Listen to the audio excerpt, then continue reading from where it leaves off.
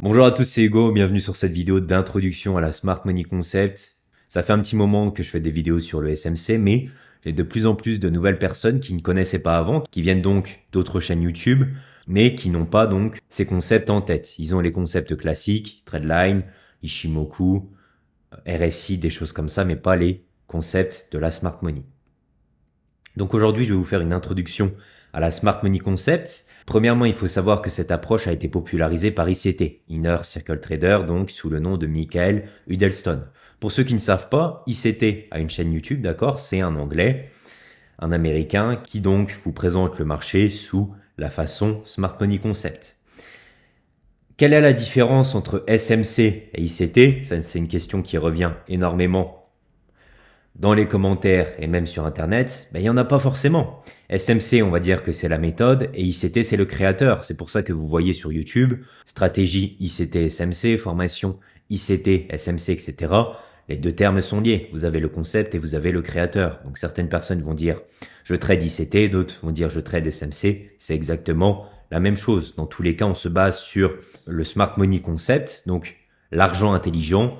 On fait référence aux banques, aux fonds privés, etc. pour, au final, comprendre comment ils fonctionnent et reproduire la même chose en tant que retail, en tant que particulier. Au final, avec le concept de Smart Money, ça divise le marché en deux parties. Vous avez donc le côté Smart Money et le côté Dumb Money. De manière simplifiée, la Smart Money se compose des traders et investisseurs institutionnels, tandis que la Dumb Money représente les traders et investisseurs particuliers, aussi appelés retail en anglais.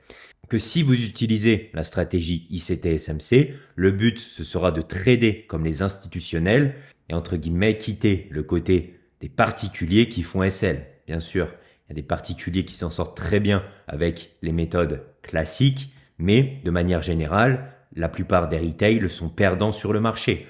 Pourquoi? Tout simplement, de nombreux traders particuliers se plaignent de sortir de leur position en perte, juste avant que le marché n'adopte la direction qu'ils anticipaient.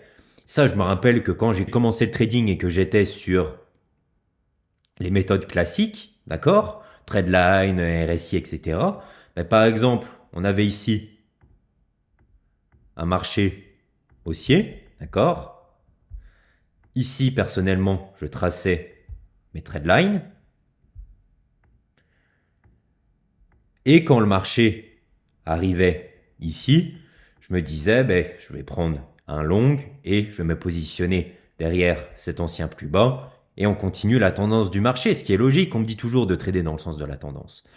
Mais qu'est-ce que fait le marché à ce moment-là? Il viendra tout simplement casser en dessous, revenir à ce niveau, non pas pour continuer à la baisse, mais bien pour continuer la tendance.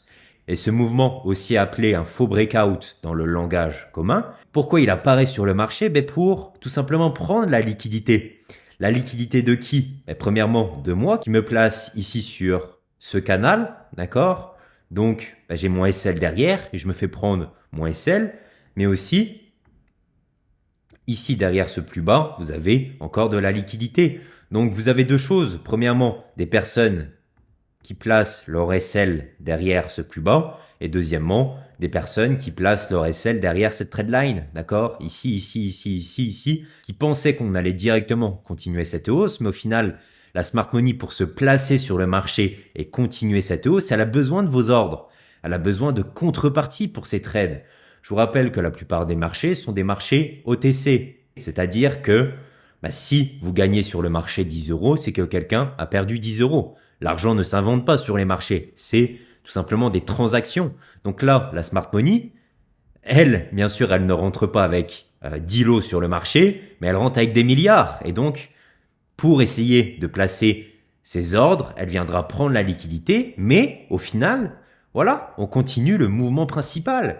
Et c'est ça dont les traders retail se plaignent le plus, c'est qu'au final, ils sont sortis du marché. Le pire, c'est que la plupart du temps, le marché continue dans leur direction. Donc cela est souvent lié à la nécessité pour les institutionnels de trouver des contreparties pour leurs ordres.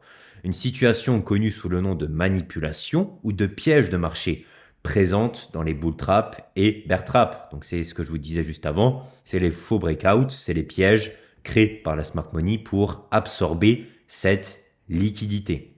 Donc comme je vous disais, je vais quand même faire une précision là-dessus, on est sur un marché OTC, sur le marché du Forex. Il y a certains marchés où ce n'est pas OTC, mais le Forex, c'est en tout cas un marché où on a besoin de contrepartie pour prendre position. Donc par exemple, je prends 10 lots sur le marché, il faut qu'il y ait en face une personne qui me cède entre guillemets ces 10 lots. Donc si je fais TP, ok, cette personne fait SL, au final, elle me donne son argent. C'est fait de façon simplifiée, mais c'est comme ça que ça marche. L'argent ne tombe pas du ciel. Si vous prenez une position, vous êtes d'accord que si vous faites TP, l'argent vous le gagnez de quelque part.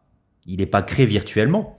Donc c'est cette personne ici qui a fait SL qui vous donne tout simplement cet argent. Et pour la smart money, voilà, c'est énormément de liquidité qui doit être injectée dans le marché et donc c'est pour ça qu'elle piège énormément de personnes pour aller chercher énormément de liquidités. Donc au final, la question qui revient très souvent, c'est qui sont la smart money? Qui est derrière ça? Tout simplement, d'après une enquête réalisée en 2019, les banques dominent la part des marchés des volumes quotidiens de Forex dans le monde. C'est normal puisque le Forex est un marché d'échange monétaire. Donc c'est logique que ce soit les banques qui contrôlent ce marché. Il faut bien comprendre que ce sont elles qui contrôlent le marché et personne d'autre. Ce n'est pas les particuliers, ce n'est pas les fonds privés, etc. C'est vraiment les grosses banques qui contrôlent ce marché. Donc on a l'américain JP Morgan en tête de ces parts de marché, suivi par la Suisse UBS et XTX Markets pour constituer le top 3. Donc comme vous voyez, 10, 8, 7, 7, 7, 5, 5, 5, 4, 4, 4. Regardez là, la part que prend ces quelques banques sur le marché, c'est incroyable. Donc, il faut déjà comprendre que ce sont elles qui dirigent le marché. Et pour placer leurs ordres sur le marché, elles utilisent des techniques. C'est pour ça que pour moi, le Smart Money Concept, la Smart Money Concept, toutes ces méthodes d'ICT ont vraiment du sens, ont un contexte derrière la prise de position, puisqu'on se base sur tout simplement la liquidité. La liquidité est le cœur de notre apprentissage et le cœur de notre trading. Et pourquoi c'est le cœur de notre trading? Puisque c'est le cœur du trading de toutes ces banques. Faut bien qu'elles se placent sur le marché. Ici, les retail, je rentre avec un lot et je sors avec un lot. Je peux faire ça sur du 1 minute, sur du 30 secondes, sur toutes les time frames. Et je le fais en 2 secondes. Pourquoi? Car j'aurai toujours une contrepartie avec aussi peu de lot. Par contre, les banques, comme je vous l'ai dit avant, c'est des milliards. Donc, comprenez que elles peuvent pas se placer sur du 1 minute, c'est impossible. Elles se servent donc des hautes time frames pour prendre position. La smart money n'est pas présente sur du 1 minute, etc. Non, elles sont présentes sur du 4 heures et plus, donc daily, weekly, voire même monthly. Elles sont présentes vraiment sur les grosses time frames pour tout simplement placer leurs gros ordres. La smart money, c'est quoi? C'est donc les banques, les institutions, les fonds privés, etc. Leur but est la recherche de liquidité pour placer leurs ordres. Retenez vraiment ça. Et vous le verrez sur ma chaîne YouTube, je parle que de 2 choses. Liquidité interne, liquidité externe. Pourquoi? Car c'est là où la smart money rentre en position, mais aussi quitte leurs ordres. Vous êtes d'accord que quand je prends position sur le marché, par exemple ici je suis sur du weekly sur l'euro USD. D'accord? Ici, vous voyez bien qu'on a un high, et c'est un high sur du weekly, donc qui est super important. Si je vais ici, vous pouvez voir ici qu'on a beaucoup de high. Et qu'est-ce que font la plupart des personnes? Ils se mettent en short ici, ils mettent leur SL derrière, et ils visent par exemple ici le plus bas. Mais qu'est-ce que vient faire la smart money? Elle vient prendre cette liquidité, par exemple pour se placer sur le marché, mais vous êtes d'accord que pour quitter leurs ordres, elles doivent aussi atteindre une liquidité. On atteint une liquidité pour entrer sur le marché, mais aussi pour quitter le marché. Il faut toujours des contreparties.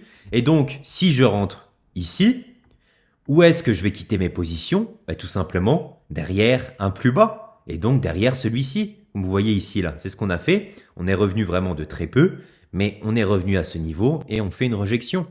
Donc, je suis la smart money, je vends ici et je quitte mes ordres ici à des endroits stratégiques où se place la liquidité. Donc, les retail, voilà, ils utilisent les méthodes chartistes classiques. Sincèrement, est-ce que vous pensez que les banques utilisent des épaules tête-épaules, ok, utilisent des drapeaux ascendants, des trendlines, etc. Mais absolument pas. Absolument pas. justement, elles vont se servir de ces graphiques, comme on l'a vu juste avant, pour aller chercher cette liquidité et continuer donc le mouvement principal. Voilà, ici je refais le même mouvement que tout à l'heure. Peu importe la tendance, vous aurez la plupart du temps une manipulation soit pour partir à la hausse ou une manipulation pour partir à la baisse. Vous verrez vraiment une infime partie du temps où le marché respecte parfaitement cette trendline et part à la hausse. Non, on viendra faire une phase de manipulation pour prendre la liquidité et pour continuer le mouvement principal. Donc, les retail utilisent les méthodes chartistes classiques et la smart money va s'en servir pour prendre position. Ils placent leur stop derrière les plus bas ou les plus hauts, comme on a vu avant. C'est là où nous, en tant que traders smart money, on va prendre position ou on va quitter nos positions. Ok, donc c'est comme ça que le marché évolue grâce à ces banques. Et enfin, pour finir cette introduction à la smart money, il faut savoir que la smart money se place sur le marché avec 3 étapes clés. Avant d'apprendre les concepts smart money, etc., il faut comprendre comment elle se positionne la plupart du temps sur le marché. Ce sera toujours en 3 phases. On aura toujours une phase de consolidation, d'accumulation. Ok? Ou tout simplement, elle accumule ses ordres, etc., avant de partir dans un sens précis. Dans cette phase, elle vient accumuler. Et ce que font aussi les retail, ok, c'est bien sûr aussi qu'ils se placent à ce moment-là. Donc ils mettent leur stop derrière, ici, etc. Derrière les plus hauts, derrière les plus bas. Et vu que ça dure un certain moment, on a vraiment à chaque fois une forte accumulation de stop derrière les plus hauts et les plus bas. Donc ça, c'est la première étape, c'est l'étape d'accumulation. Deuxièmement, la smart money, ce qu'elle viendra faire, c'est une étape de manipulation. Donc manipulation qui servira à prendre ici tous les stops qui ont été créés, générés durant cette longue période d'accumulation. Donc cette étape de manipulation viendra déjà premièrement leur permettre de placer encore plus facilement leurs ordres, encore plus que sur cette étape d'accumulation. Et deuxièmement, d'induire ici des vendeurs en erreur, ok, pour prendre encore plus de liquidité. Car ici, je suis retail, je break ce plus bas, je me dis on va partir à la baisse. Au final, en plus de ces stops, ici au break, il y a des personnes qui se placent à la vente. Vous êtes d'accord? Il y a des personnes qui utilisent ce type de méthode. Donc, en plus des stops accumulés tout le long ici, on ira induire les vendeurs en erreur. La smart money est donc placée et peut continuer son mouvement principal. Donc, il y a 3 phases. La phase d'accumulation, la phase ici qu'on appellera la phase tout simplement de manipulation. Et enfin, la dernière phase qu'on appelle, c'est la phase de distribution. Où la smart money a pu se placer sur le marché et on le voit que le prix est très agressif puisque tout simplement la smart money est présente sur le marché. Quand vous voyez de l'agressivité comme ça sur le marché, c'est-à-dire qu'on a le soutien de la smart money. Je vous rappelle que pour bouger le prix sur le Forex, il faut énormément d'argent. Donc là, ces bougies qu'on appellera des bougies de displacement, donc des bougies agressives, montrent vraiment que la smart money est présente sur le marché. Donc ces phases de manipulation, vous pouvez les trouver sur toutes les time frames, mais bien sûr, comme je vous ai dit tout à l'heure, plus les time frames sont importantes, plus ce schéma sera aussi important. Ok ? On repère super bien les phases de manipulation, de consolidation et de distribution. Mais vous verrez sur du 5 minutes, du 15 minutes, toujours aussi ce même schéma, puisque c'est comme ça qu'avance le marché tout simplement. Il faut des phases de manipulation pour se placer et continuer le mouvement principal. Voici l'introduction à la smart money. Donc là, c'était vraiment les bases. On me l'a beaucoup demandé. Certaines personnes arrivent sur le marché et ne comprennent pas ICT, ne comprennent pas la smart money, comment ça marche, etc. Et comme vous voyez là, on rentre sur du concret. Moi, je suis trader SMC. Où est-ce que je prends position? Je prends position ici. D'accord? Au meilleur moment. Je ne prends pas position au break ici de ce plus haut ou à l'intérieur de cette accumulation. Absolument pas. Je vais prendre position de façon stratégique. Et c'est là où la méthode SMC ICT prend tout son sens et c'est pour ça que énormément de personnes ont des résultats avec, moi y compris, alors que j'ai testé aussi la méthode chartiste classique, etc. et je me faisais toujours sortir. Pour moi, c'était pas clair, il n'y avait pas de contexte derrière. Je prenais une trade line, C'est bien beau, mais ça m'expliquait rien. Ishimoku, etc. C'est des indicateurs, mais ça reste que des indicateurs. Ça m'indique pas grand-chose. Ça m'indique ce qu'a fait le passé. Ça peut me prévoir des choses, mais c'est pas concret. Alors qu'ici, je me base exactement sur ce que me dit le prix, les bougies. Et c'est ça le plus important. J'espère que cette vidéo vous a plu. Je vous invite à vous abonner, à liker, et on se dit à la prochaine. Salut.